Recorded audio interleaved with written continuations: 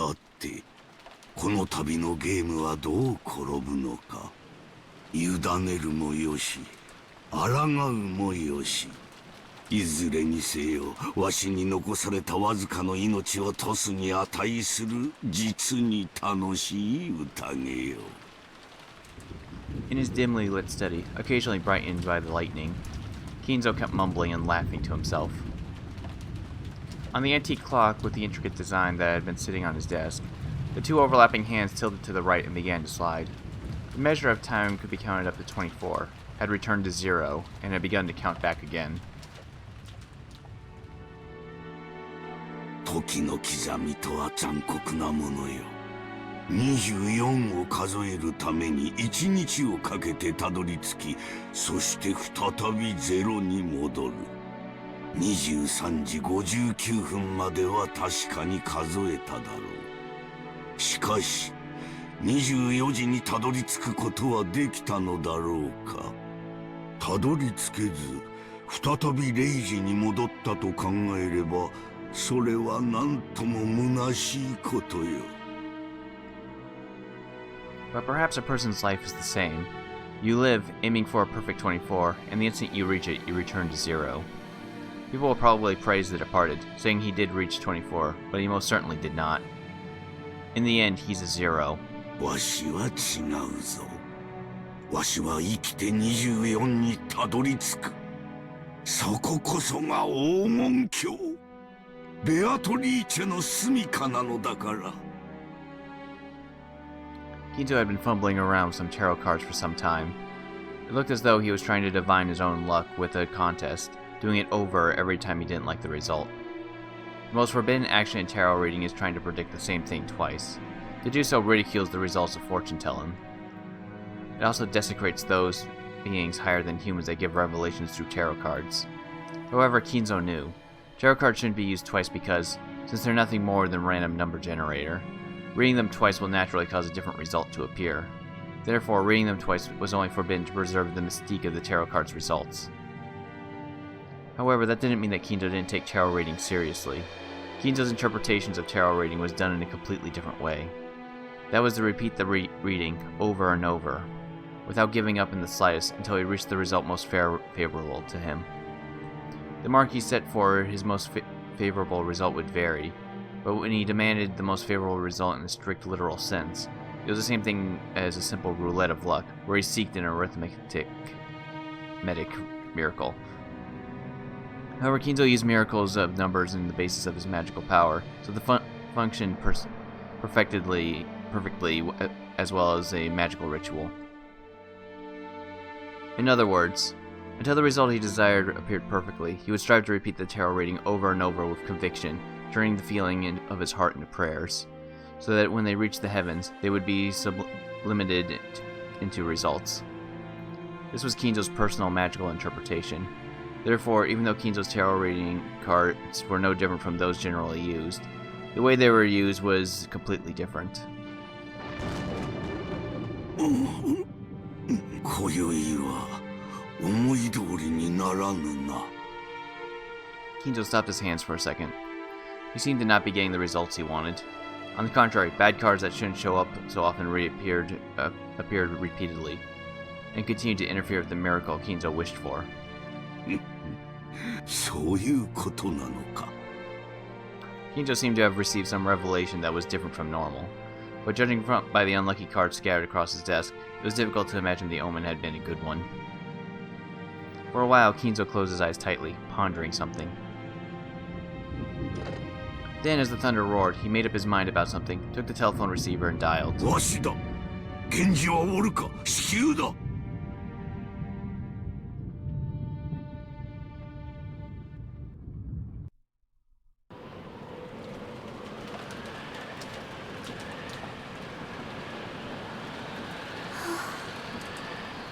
In front of the entrance hall, Shannon's once burning face had been cooled off by the frigid air.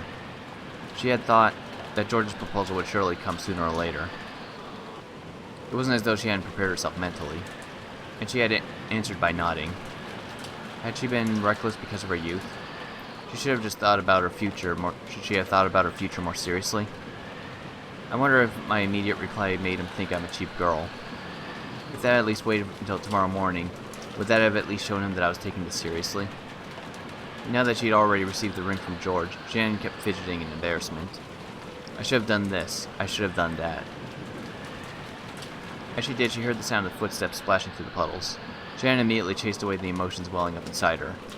源氏様、カノン君も。すみません。すぐに戻らなくて、She grew stiff, thinking that she'd surely be scolded for spending too much time in her secret lovers' meeting with George. シャノン、親方様が至急書斎へ来るようにとの仰せ。急ぐ。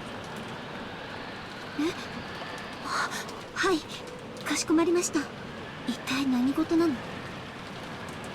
不吉な予感がするってさ。自分で儀式を起こしておいて都合のいい話さ。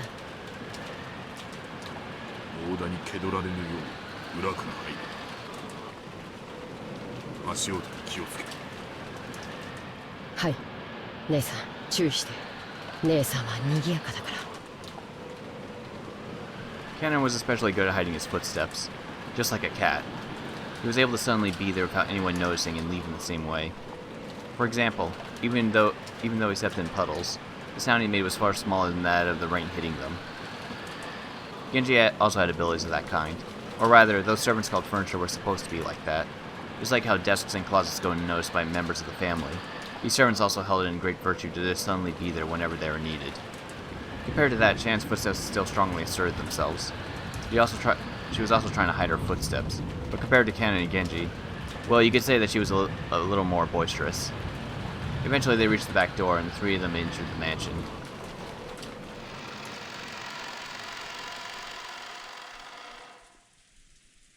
Immediately, they thought they felt something. It was different from the sense of smell, and it seemed to hit the depths of their noses. This hard to describe sensation, which you might call a sixth sense, allowed them to perceive something that was different than the usual. 源氏様。急ぐぞ。 That sensation made it feel as though a tense something was pressing in and around them. Realizing that, the three of them dashed up the stairs, heading to Kinzo's study while still hiding their footsteps. When they dashed up the stairs, that smell of sweet poison particular to Kinzo's study reached their noses.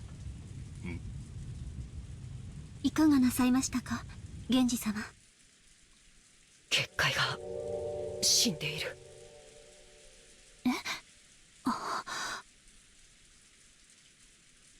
After hearing Cannon's words, she looked at the door to the study. A scorpion pattern was engraved on the doorknob, a powerful ward against magic, the final barrier which protected Kinzo himself. It had been broken. Of course, there was no change to the doorknob that the eye could see. However, those who could understand things that people couldn't perceive were able to recognize that a dramatic change had occurred. 親方様、親方様、源氏でございます。ここをお開けください。 Genji called in his way after knocking several times, and there was no answer from the study. シャノン、背中を守れ。カノン、室内を探れ。はい。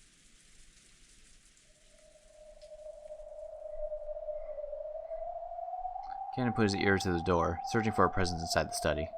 To protect the backs of the pair watching the door, Shannon faced the other way, ready for the unexpected. 親方様はいらっしゃられるはずです。ですが、静かすぎます。ご無事だということか。いえ、静かがすぎます。まさか、そんな。親方様、扉を失礼させていただきます。 Genji pulled a golden key out of his pocket. It was the only key to the study that existed, other than the one Kinzo held. He stuck it into the keyhole and turned it heavily. At first glance, it seemed to prove that it was a sturdy lock. However, now that the barrier had been destroyed, the door might as well have been left open, from the viewpoint of anyone with magical power. The heavy sound just now meant that the door had been opened even for humans. 失礼いたします。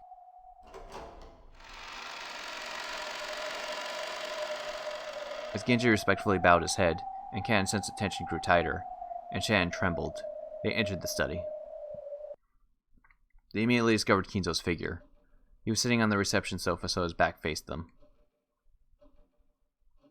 Genji knows the person sitting across from him, and again bowed deeply. Ken also noticed that person, but he didn't bow his head. He stood in front of Shannon and spread out his arms, blocking the way to her. So without even seeing that person's face, Shannon already had a good idea who it was. お越しでございましたか、ベアトリーチェ様。源氏か。なかなかに早いな。やはり家具は主の呼びかけに素早く応える方が良い。こやつとは大違いだ。ロノエ様もお越しでしたか。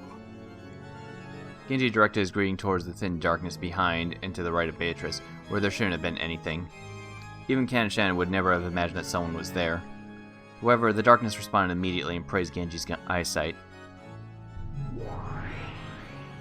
相変わらずさすがです。だいぶの久しぶりになりますね。それにしても老けましたね。それだけの弱いを重ねましたか。充実した日々を過ごしております。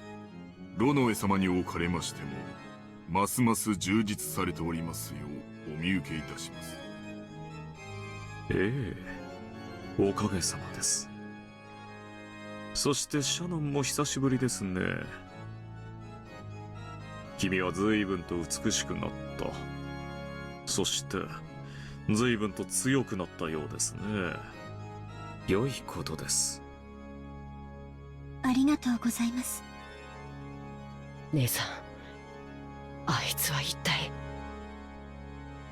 カノン君とは会うのは初めてになりますね。私はベアトリーチェ様の家具頭を任されておりますロノウエと申します。源氏さんの古い馴染みですよ。あなたと同じに私も家具です。使える主は異なりますが。The tense color didn't disappear from Cannon's face in the slightest. Depending on who the master of furniture served, they might be kind or brutal or anything else. If this person claimed to be the furniture serving the hated Beatrice, then he must be despicable as well. わらわもすっかり嫌われたものだ。坊主憎ければ今朝までなんとかとはよく言ったものよ。Beatrice openly sneered at Cannon's hate-filled face. Then Cannon finally realized. Beatrice and Kinzo were having a chess game across the reception table, but Kinzo hadn't even quivered. He was holding his head with both hands, his eyes closed tight, as he contemplated his next move. Or was he in anguish? 親方様。わらわが金蔵に伝えたのは2つ。良い知らせと悪い知らせだった。良い知らせは、儀式を終えずしてわらわと再会できる幸運を得たこと。悪い知らせは、金蔵が儀式の一番最初の生贄に選ばれてしまったことだ。こればかりはわらわにもどうしようもない。実に気まぐれにルーレットにて決めたのだから。嘘をつけ。もて遊んで殺しているくせに。よしてカノン君。さて金蔵、そろそろ負けを認める気になったのか。これにてわらわとの長きにわたる勝負は決着だな。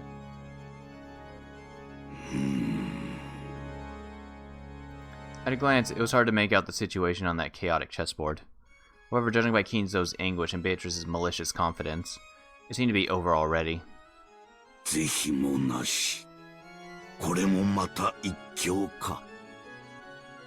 わらわもだ。そなたとの勝負に決着がつくことは万感の思いあれど、もはや恩衆を超える。楽しかったぞ。退屈しない数十年であった。Beatrice advanced her queen and made her final move, and that decided it. チェックメイト。これがわらわからそなたへの手向けだ。心置きなく眠れ。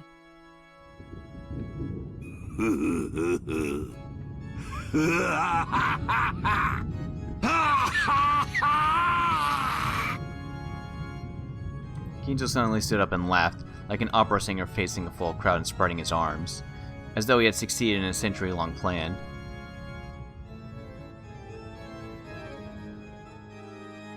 That laugh spat crimson. Crimson flames poured out from inside him, spitting out even his mouth, ears, and nose. All at once, his body was wrapped in hellfire. But Kinzo kept laughing. The more he laughed, the more the hellfire spewed from his entire body and began to char him. Those flames became a brilliant light, which dazzlingly shone on the various magical tools throughout the room, making the restored shadows dance across the walls. Those shadows looked like the dead in hell, watching over Kinzo in ecstasy as he burned. And, for one who had made the contract with the witch, it was an extremely fitting in accordance to those terms. After laughing and howling in the roaring flames for some time, Kinzo flopped to the ground, as though he was a puppet whose strings had been cut.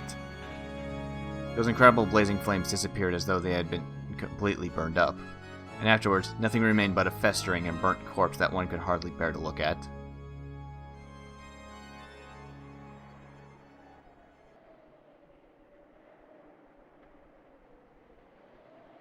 Mukoi. お前が言うか。ふさわしい死に方だと思っているくせに。なぜお前が姿を現している？僕たちに何か用だとでも言うのか？よしてカノン君。ベアトリーチェ様を挑発してはダメ。すっかり怯えさせてしまいましたね。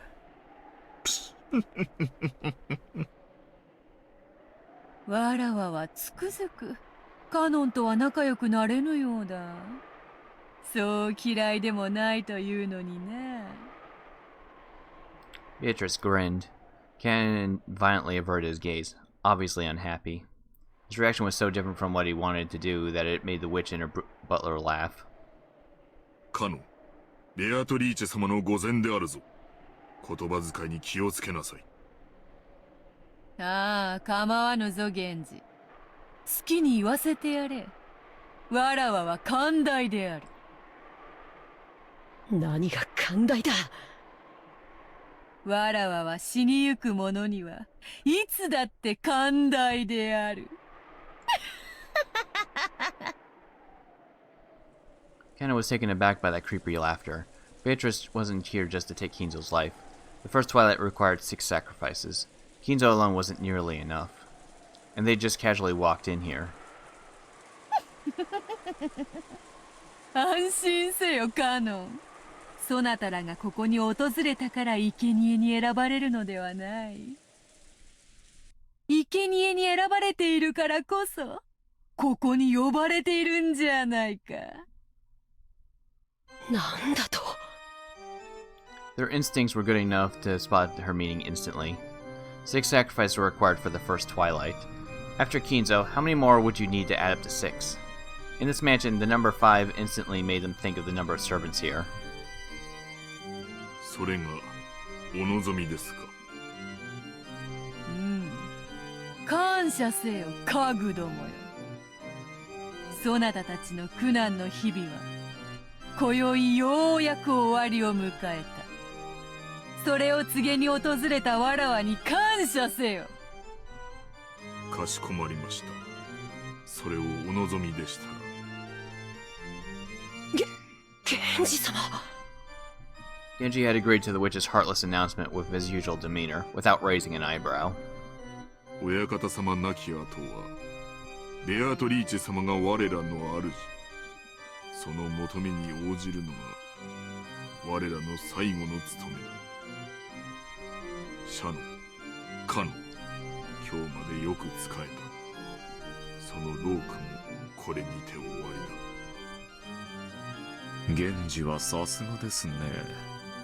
同じ家具としてあなたを誇りに思いますよ。シャノ、異論はないか。はい。ジョージ様から指輪を贈られたそうだな。それでもなお未練はないか。はい。家具の身に過ぎた幸福でした。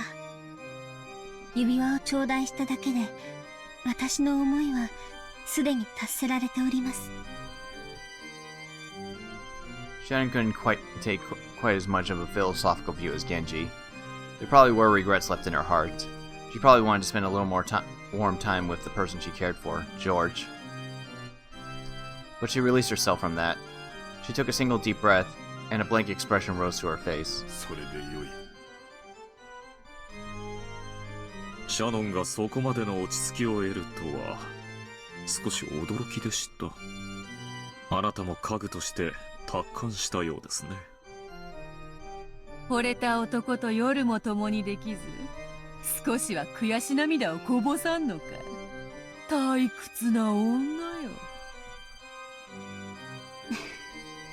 ベアトリーチェ様ごときにこの気持ちはわかりません。私たちの命をご所望でしたらどうぞお受け取りください。私たちは慎んでそのお務めを全うします。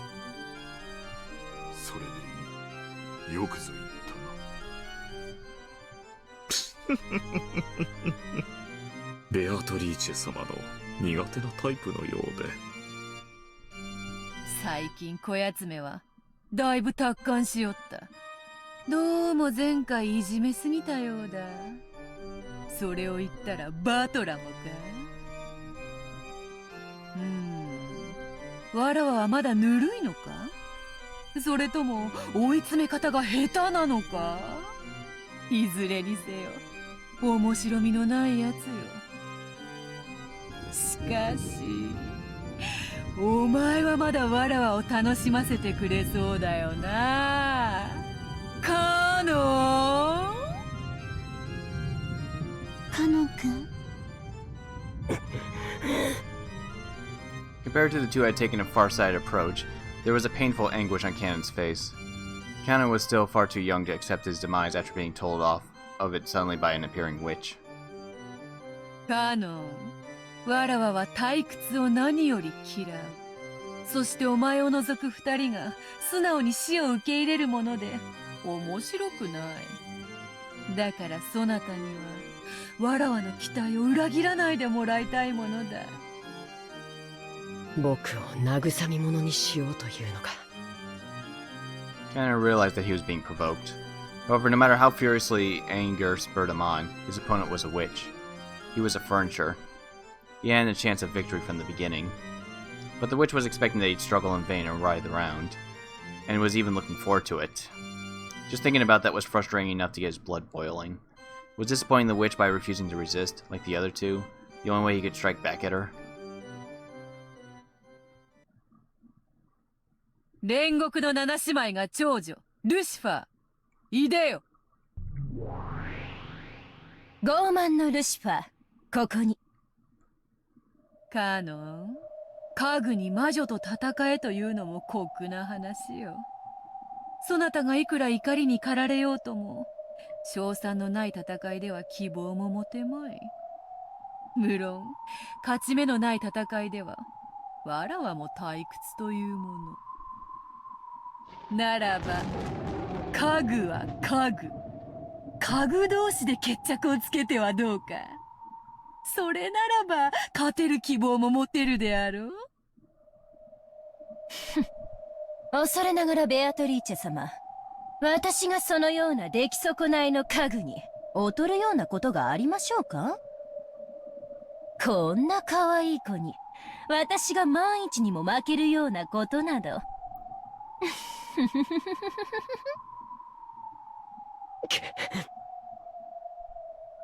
我が家具煉獄の七杭を打ち破ってみせよ。見事打ち破ってみせたなら、そうだな。13人の生贄を逃れることのできる5人をそなたに自由に決めさせてやろう。そなたの推薦する5人をわらわは無条件にて黄金鏡に迎え入れる。それならばどうか。Ganon understood that he was being provoked. However, the witch's offer was very tempting. By this point, Ganon couldn't care less about this evil ceremony the witch and the rest were trying to carry out. On the contrary, it was much more important that he remain alive so he could be invited to the Golden Land, and have his wish granted by Beatrice there. そなたは家具は嫌だと泣いたな。そなたの望み叶えてやろうぞ。枕を濡らしてまで望んだ人間の体を与えてやろうぞ。どうだ？そうすればジェシカとも結ばれるぞ。おお、ちょうどよい。黄金鏡へ招ける5人にジェシカとそなたを推薦すればよい。自分だけが幸せになることに抵抗があるならば、さらにシャノンとその思い人であるジョージを加えればよい。義理があるならばさらに源氏も加えればよい。おお、これで5人だ。十分ではないか、カノン。これだけのご褒美があれば。そなたはわらわを退屈させはしないよな。どうせ戯れよ。耳を貸す必要はない。僕は嫌だ。姉さんはそれでいいの？ Beatrice couldn't hide her evil smile at those words. 僕は嫌だ。幸せになりたい。家具なんてもう嫌だ。人間になって普通の恋がしたい。僕も姉さんのように海が青いってことを知りたいんだ。若いですね。羨ましい。だから若者は好きなのだ。源氏、シャノンは下がれ。カノン、ルシファーは前へ。仰せのままに。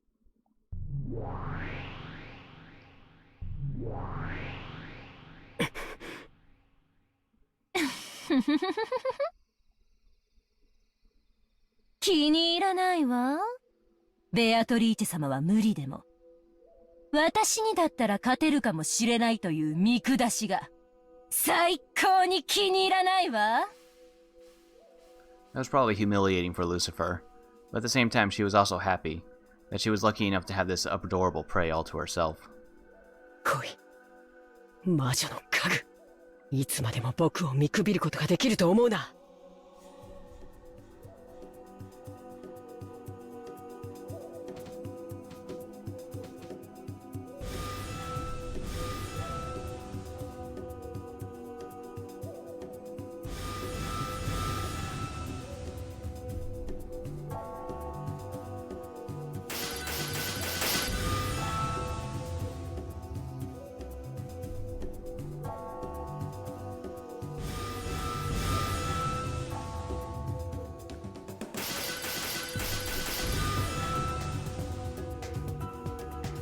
さあさバトラー、楽しい見せ物の時間であるぞ。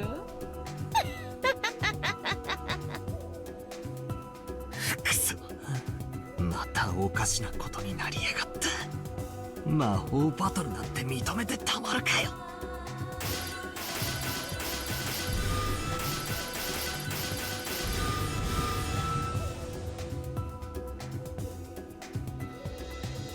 ほらほら、目をつむらずにちゃんと見ろよ。ほらほらほらほら、魔法だよ、家具だよ。そなたがどんなにわらわや魔法の存在を否定しようとも、ほらほらほらほらほらほら、こうして目の前でブオンブオンカキンカキンやられちゃ台無しだよな。ほらほらほらほら、もう思考なんて止めちまえよ。魔法はあるんだって。これはファンタジーなんだって。目を閉じるなよ。しっかり見ろよ。ほらほらほらほらほら。畜生、畜生、畜生、畜生。魔女を認めない、魔法を認めない。でもこんなにあからさまにやられちまったらなんだっていやいいんだ。クソクソクソクソ。ほーら、目を背けるなよ。しっかり見ろよ。魔法はあるんだよ。ファンタジーなんだよ。推理ごっことかやめちまえよ。知ってんだよ。ものを考えんの本当は苦手なんだろう。やめちまえやめちまえ。ほらほら、どうせファンタジー、どうせファンタジー。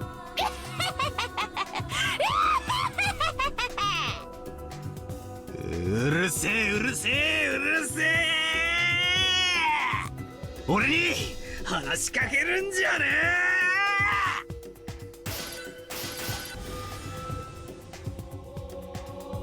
こいつ意地になっちゃって、私になら勝てるなんて思い上がりをしたことを今すぐ床に這いつくばって謝ってごらんなさい。そうしたら特別に許してあげてもいいわよ。生きながら生皮を剥がして絶命するまで全身を鞭打ってのたうち回らすのを特別に許してあげてもいいわよ。可愛い子なんだから謝っちゃいなさいよ。そうしたらあなただけは最高に素敵な気分の中で優しく優しく生かせてあげる。黙れ魔女の家具。お前と問答するつもりはない。私なんか眼中にないというのね。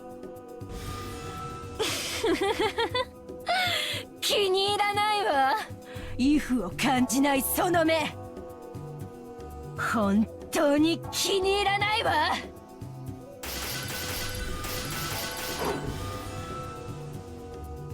カノン君、あやつ、サタンの時よりも筋がいいではないか。だから人間は恐ろしいのです。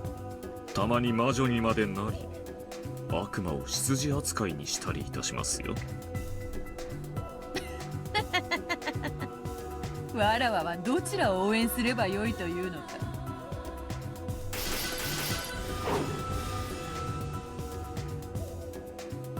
こいつ私と互角に渡り合うというの？僕を見くびるな。お前にそのおごりがある限り僕には決して勝てない。私がこの煉獄の七姉妹が長女ルシファーを指して決して勝てないと？こんな思い上がりが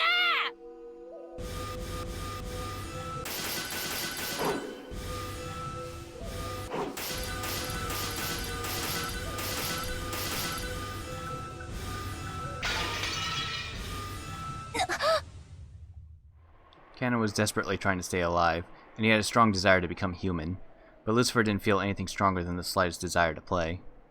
So that led to an inevitable result. A result that could be only reached by the power of humans. The power of the heart. これまでだ。お前は僕に決して勝てない。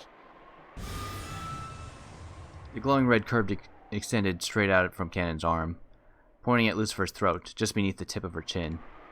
何よこれ。この私がこんなの何かの間違いよ。As she ground her teeth in irritation, she tried to deny the truth right before her eyes. But no matter how much she believed in her own superiority, it didn't change the facts right in front of her. ほう、やるなカノン。見事だ。わらわを退屈させなかった。それに比べわらわの家具のなんと情けないことか。ルシファー、お嬢様を退屈させていますよ。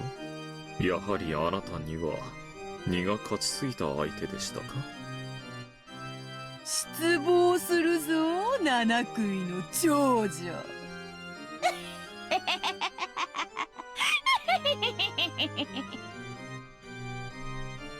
It would have seemed like a mere rebuke to an outsider. However, furniture serving the witch knew what kind of severe treatment was promised by that rebuke, and understood what had been left unsaid.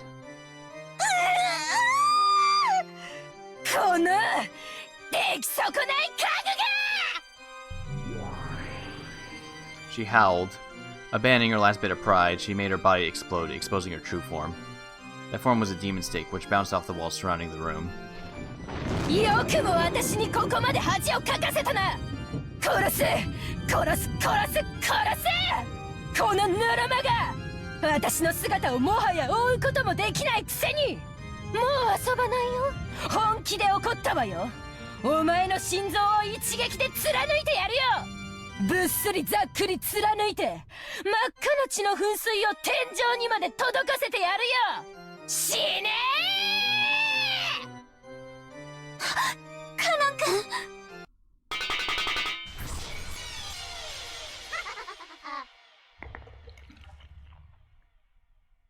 After flying about wildly for some time, with a speed approaching the limits of what a human eye could follow, Lucifer flew at Canon's heart. She could tell that it was Canon's blood by the sweet taste of it, but she quickly noticed one thing. She hadn't pierced his heart.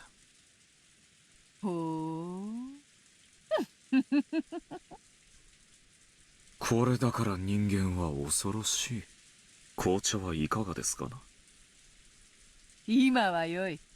紅茶もいらぬほどに面白い。カノン君。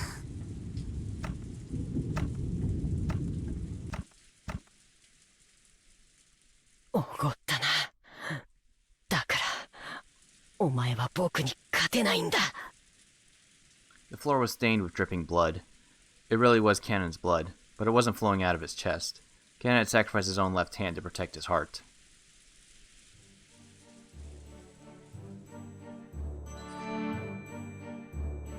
Lucifer was arrogant, even though she had been given enough time to realize that this was an opponent capable of cornering her. In her pride, she had believed him to be worthless. She had gotten careless.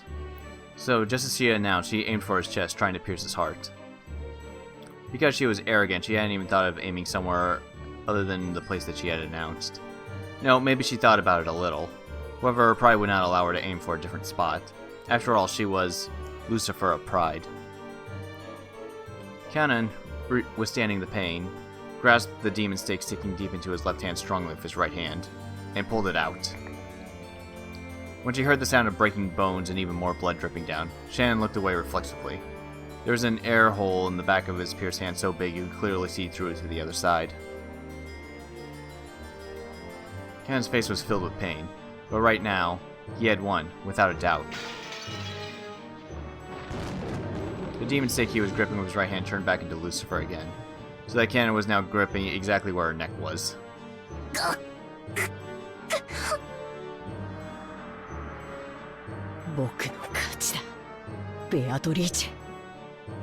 Cannon didn't hold back at all with the hand gripping Lucifer's throat.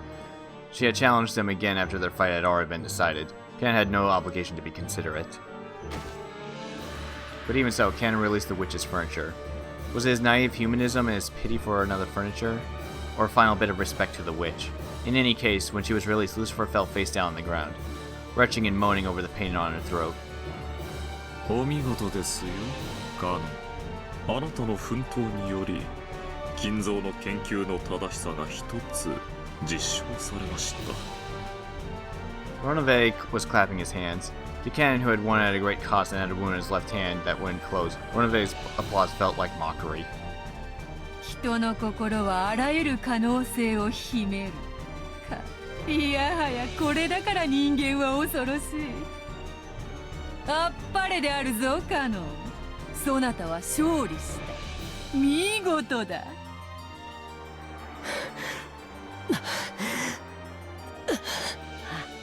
大丈夫カノン君。 Shannon ran up to him and wrapped a handkerchief around his left hand, which was still spraying blood. 見事であるぞカノン。実に見事である。わらわも少しは番狂わせを期待した。それを裏切らぬとは、そなたはまことに素晴らしき家具であるぞ。見直した。正直見直したぞ。約束を忘れてはいないだろうな、ベアトリーチェ。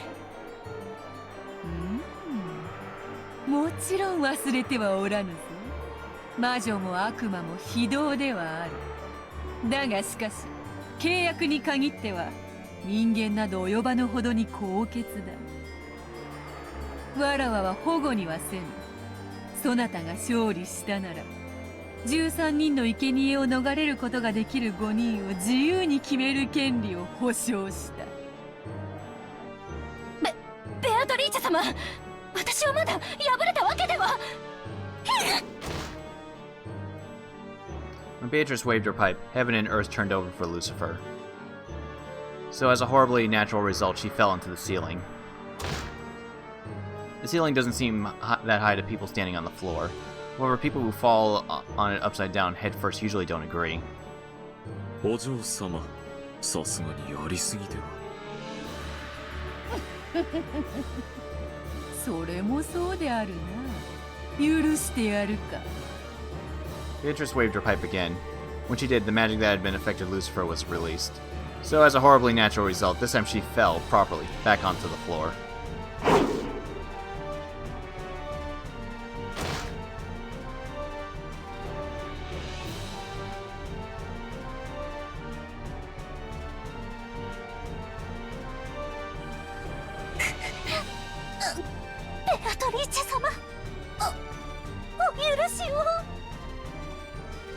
何を怯えておるか。わらはもはや許したぞ。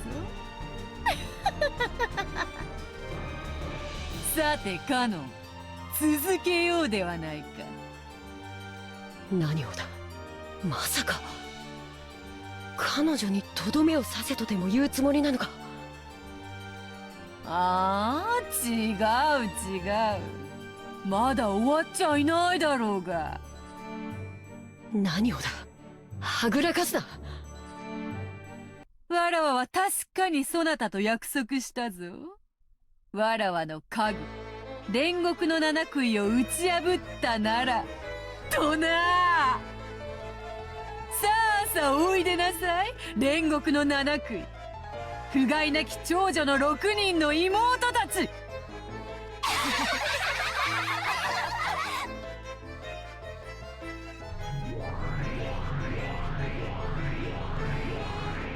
The air split with shrill laughter, and as a golden splash scattered about, the 6 remaining sisters of Purgatory showed themselves.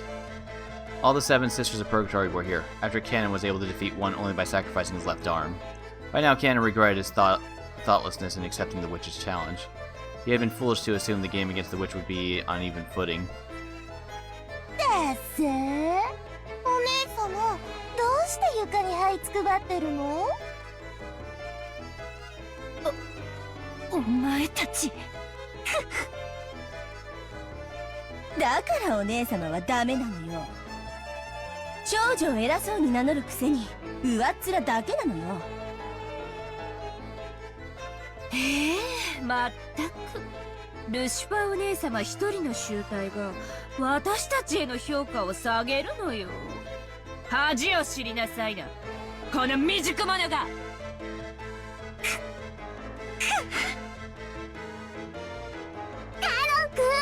すごいす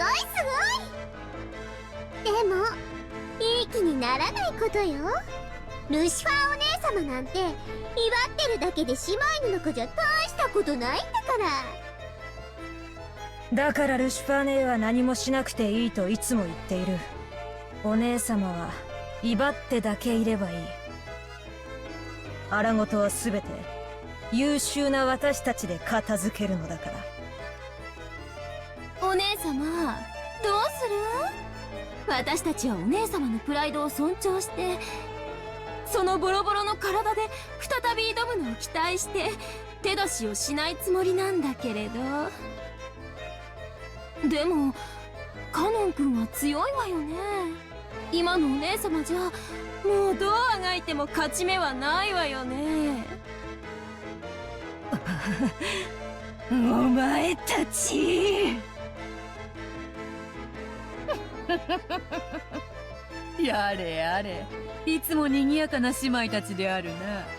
今は仲違いをしている場合か。そなたらは7人揃ってこその煉獄の7姉妹であろうが、仲良くしてわらわの仕事を遂行せよ。迅速にな。ルシファーお姉様、私たち妹の力が借りたいなら言ってよ。お姉様の口から助けを求める言葉が聞きたいの。私もこれ以上苦労する気か。愚かでひ弱で見苦しくて情けない。この長女のルシファーをどうか妹の皆様お助けくださいってねえ、聞かせてよ。それを聞かせてくれたら助けてあげる。それでいいわよね、みんな。お前たち、おのれ。 The seven sisters of Purgatory unanimously closed in on their worthless sister, abusing her. Even Canon, who had been fighting for his life until a second ago, couldn't bear to look at it. 私がそのようなことを口にできるものか。早くせよ。どうせお前一人では拉致が開かぬわ。早く7姉妹にてカノンを撃て。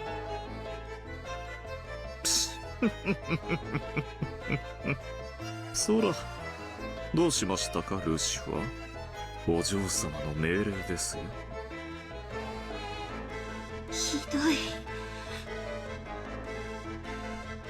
After grinding her teeth over and over after hearing her sister's curses, Lucifer trembled all over and answered her sister's request. 愚かでひ弱で見苦しくて情けない。情けないこの長女ルシファーをどうか。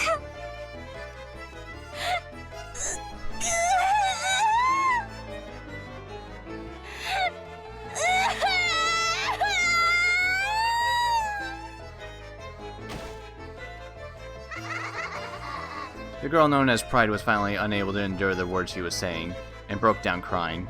However, the 6 younger sisters kept giggling cold-heartedly.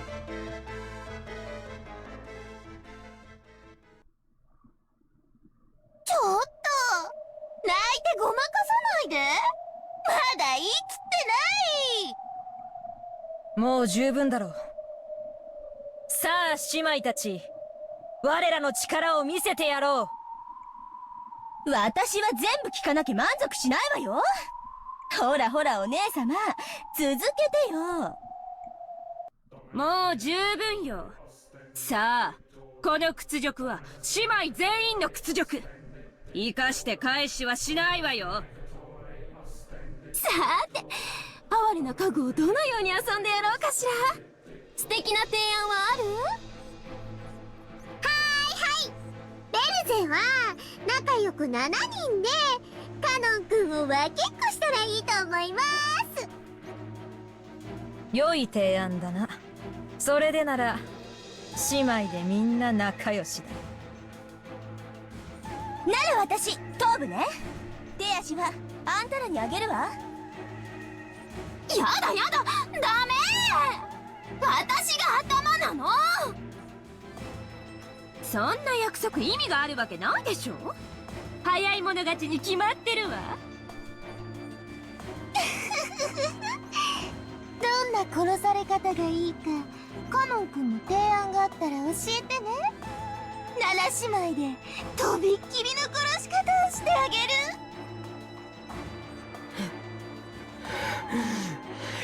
くそここまで恥をかかせたんだもの。八つ咲きでも足りない。百咲きにしてくれる。行くよお前たち。はい、お姉様。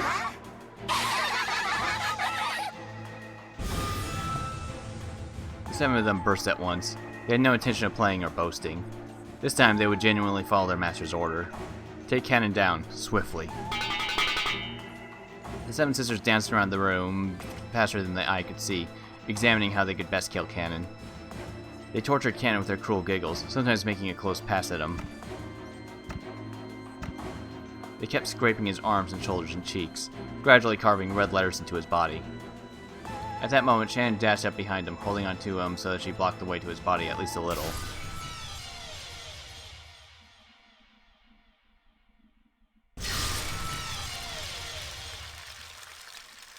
At the same time, a red cylinder wrapped around the two of them, like a beam of light sent from heaven. The cylinder repelled the evil ones who tormented Cannon. 何？ずるい！あんたは関係ないでしょ？きっとこれはあれよ。私たちと一緒に遊びたいのよ。なら私がもらうわ。いっただき。ベアトリーチェ様、シャノンを私たちの獲物にしても？ああ、構わんぞ、好きにしろ。お前たちの悪時期にはカノン一人では足らなかろうしな。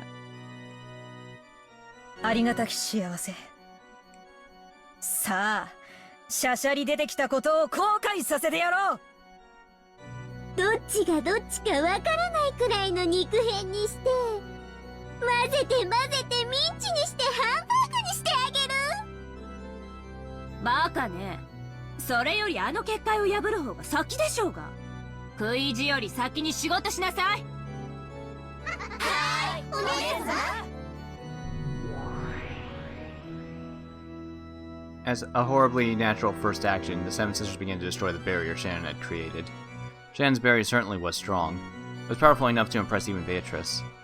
With its strength, frail furniture would turn to dust just by touching it, and it was firm, like a tree with deep roots.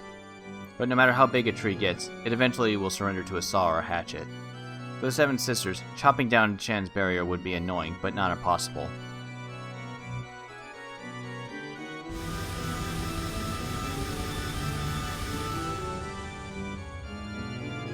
A sound like beetles jumping about grew even fiercer and filled the room.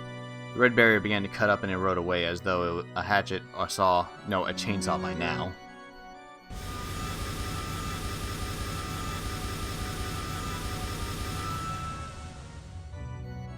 愚かな。君の結界ではその子たちを防ぎきれないことは知っていたでしょうに。なぜ？見過ごせないからです。As Shannon covered Cannon, who was already at his limits, sprawled on the floor, she spoke back resolutely. シャシャリでなければ眠るような死を与えてやったのに、なぜわざわざ七姉妹の前に身をさらすのか。死は同じではないぞ。苛烈な死は死してなお苛むぞ。どうぞお好きなように。あなたがしたいことを好きにするように、私もしたいことを好きにしたまでです。どうにもそなたはこのところ面白みに欠けるな。恋というやつは達するかどうかのあたりが一番面白い。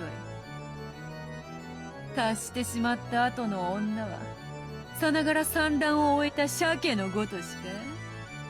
そなたにはもう飽きた。ありがとう。魔女から聞ける言葉で最も嬉しい言葉です。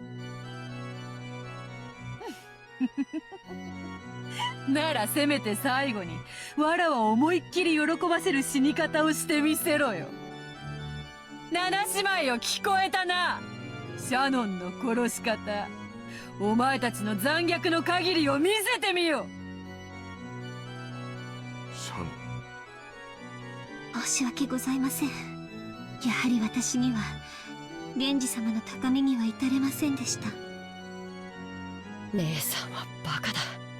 僕なんか放っておけば姉さんまでひどい目に遭うことは。ううん、いいの。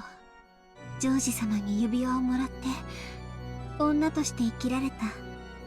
あなたをかばって姉として生きられた。私の生はすべてこれで未練なく全うした。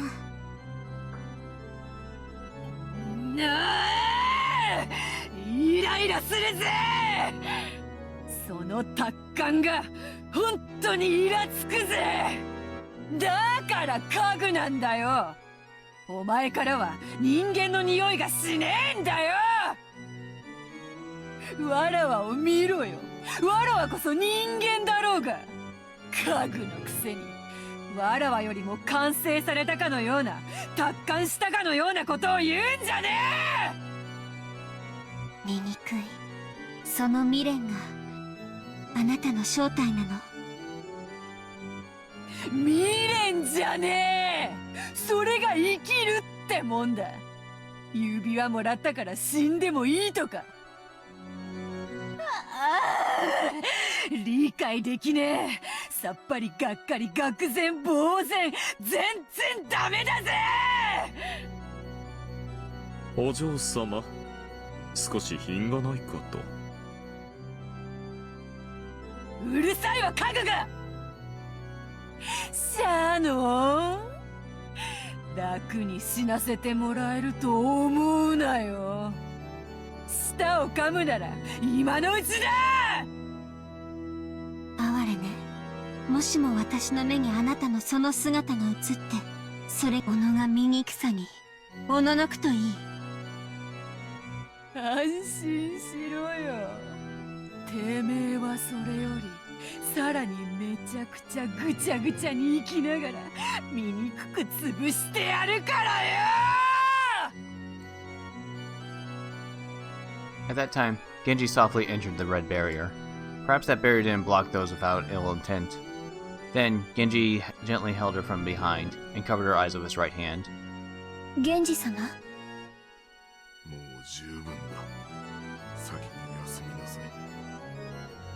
はい。ありがとうございます。源氏様。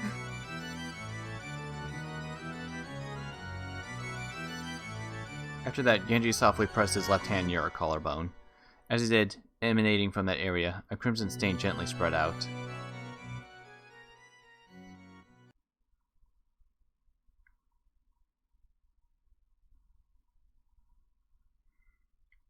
When Genji removed his hand, bright red fresh blood oozed out of there. It only happened for the first instant, and it was shaped like a crimson rose.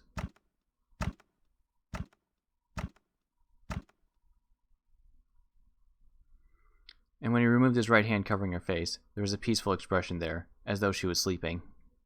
Then she fell softly, silently, and slept. Her soul had already been sent to a world where the malicious witch and her furniture could not reach her, no matter how evilly they tortured her. The scene left Beatrice and the Seven Sisters stunned.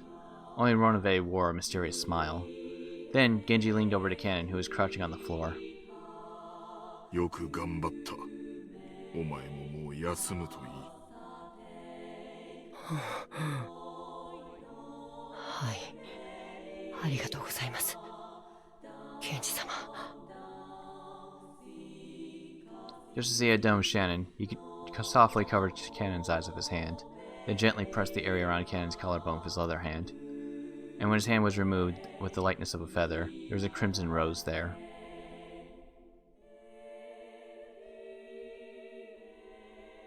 But that rose shape quickly turned to the stain of bright red blood pouring out. 何よそれ。つまらぬやつ。生命の風船は針にてつき、威勢よく割るから面白いのだろうが。見事です、源氏。それでこそ家具です。ありがとうございます。それではベアトリーチェ様、ロノウェ様、これをもって私の最後のお務めとし、おいとまをさせていただきます。わらわの楽しみを勝手に奪いおって。この二人をギッタギタのぐっちゃぐちゃにしたかった分、そなたがそれを変わるのであろうな。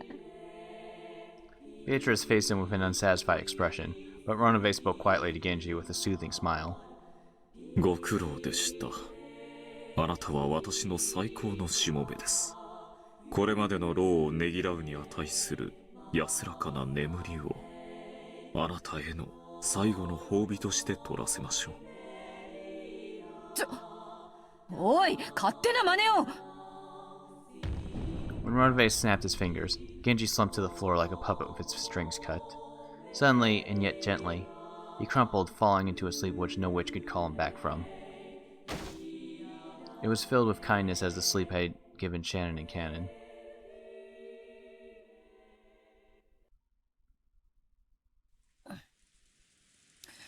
なんだよ、ロノウェイ。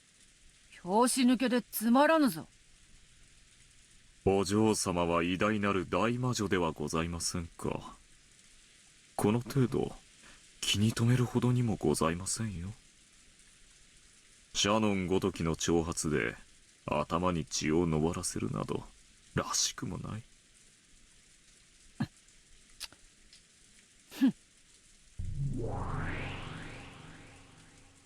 What was in that had Beatrice so irritated? Was she still unable to remove the thorn of Shannon's words? Ronove laughed lightly, as though lamenting the complexity of humanity in a woman's heart, and ordered the seven sisters to go. After all, there were still 2 sacrifices left for the first twilight. The seven sisters disappeared in ecstasy,